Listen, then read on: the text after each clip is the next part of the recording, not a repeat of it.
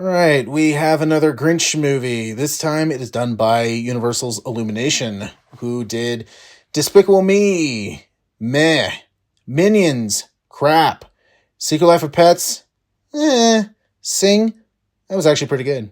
So they've decided to do another Dr. Seuss movie because they did the Lorax and that was but let's see how they do with this one.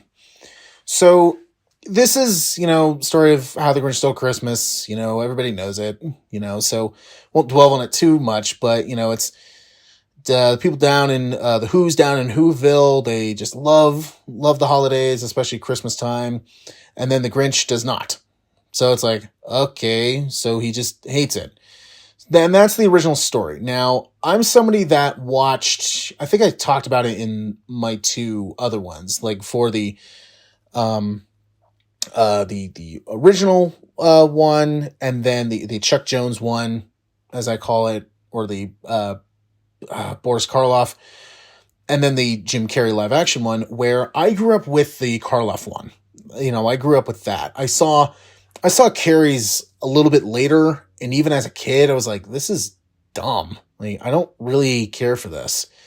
But we have a new incarnation of the Grinch that came out not too long ago. And, well, let's see what they do. So, this was, I'm going to say this, and this is probably going to sound controversial. I actually kind of liked this one a little more than Jim Carrey's version. And I know that's already pitchforks and torches already, but here's the thing. My biggest issue with Carrey's version was the fact that it was all live action. And while I think Carrey looked great as the Grinch, and I think he was great. He was the highlight of that. It's just everything else. Dr. Seuss, his, writing and his creations was never really meant for live action. And that's been kind of the problem. And that's why, when, like Carrey's Grinch or Mike Myers' Cat in the Hat came out, it was that, people were just going, no more, we're done. So then they switched it to it being animation, which works better, but in various ways. But with this, another problem I had with Carrey's version was the fact that it was stretched out. And this is no exception. But we'll get to that in a little bit.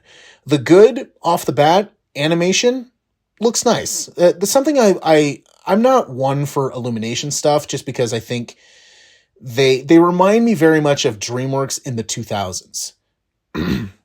Where they're very much style over substance, where it's like, okay, they look nice, but the writing wise is kind of like little poor. And I think Illumination has definitely been like that. Like Despicable Me, I've never been one for that series. I've seen the first two and I thought they were just okay. And then I saw the first Minions movie and I'm like, I'm done. This is annoying. But then when they did something like Secret Life of Pets, where it's like, okay, this isn't great, but, I like this a lot more than those other ones.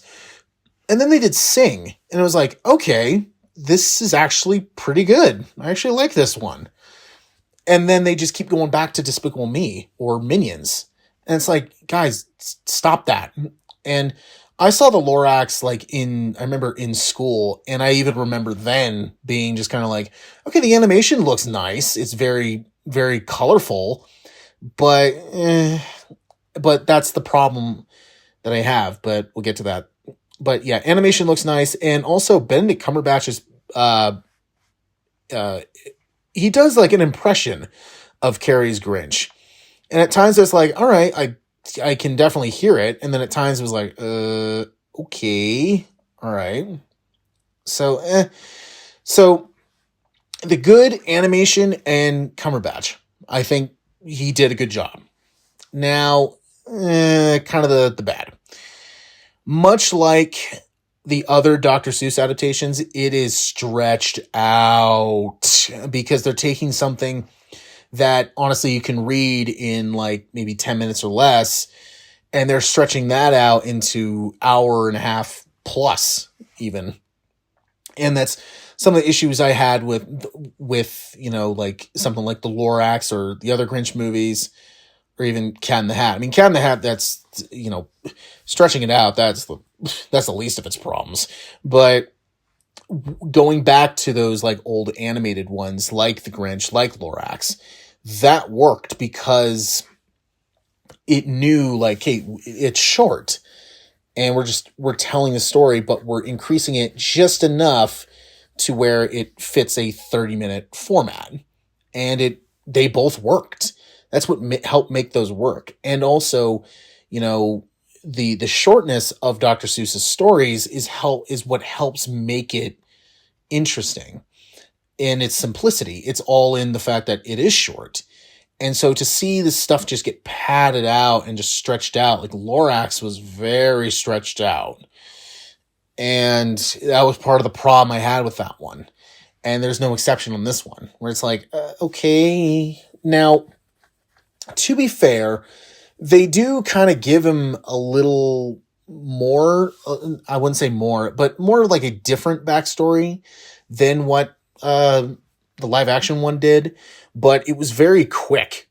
Like, there's like, he was an orphan and we're moving on. And I was like, oh, okay.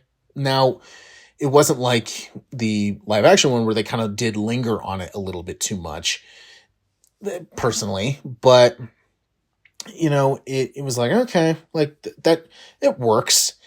But another problem that this has, and it also is a problem I have with Illumination, is it tries to be hip and somewhat modern. And I cannot stand that in animation. Like, you know, the classic, you know, "You're a Mean One, Mr. Grinch" song is now almost like a rap song in this. And it's like, what the hell are you doing? So, you know, despite my, and also, some like character stuff, like, I'm blanking on her name. The little, I'm blanking on her name. Cindy Lou. Sorry, I had to look it up because I was just blanking on her name. Like, I knew it, but I didn't at the same time.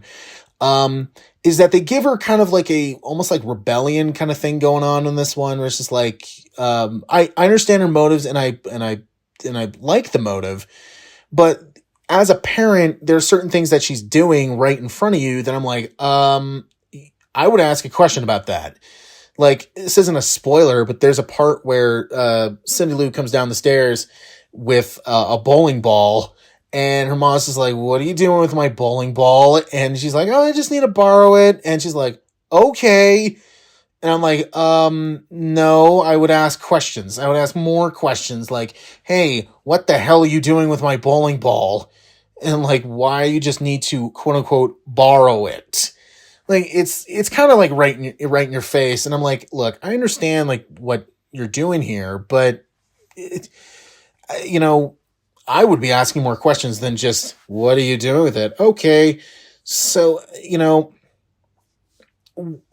overall, while I had problems with it, it wasn't as bad as I thought it would be. Like, cause I thought it was just going to be more like Lorax, where it's just kind of mindless. And this wasn't much more like that. It was less than that, but it still had its moments. So, you know, the first 2/3 of it, I felt were kind of like a traditional Illumination movie, you know, kind of jokes that didn't land, and then modern day references and hip hop. But somewhere around the third act, they very much slow those down and focus more on the writing and the characters. And it was great. And while it still has problems with any Dr. Seuss one, and that's padding. But, you know, I don't think this one was bad.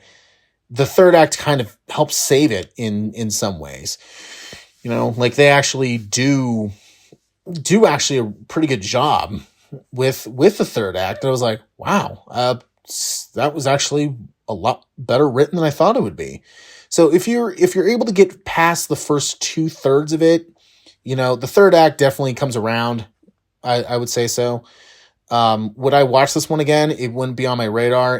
In fact, neither one of the movies would. The original animation still does it for me.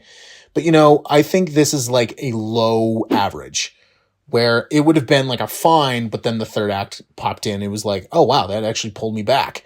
Now, very shocking, and I'm very impressed. So, yeah, it gets a low average. So I think if Illumination wants to do another Dr. Seuss movie, they need to try not to be so like modern and hip.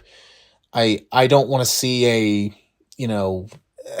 God, I don't want to see a Cat in the Hat movie where he says the number 67 just because it's popular. Okay? Fuck that.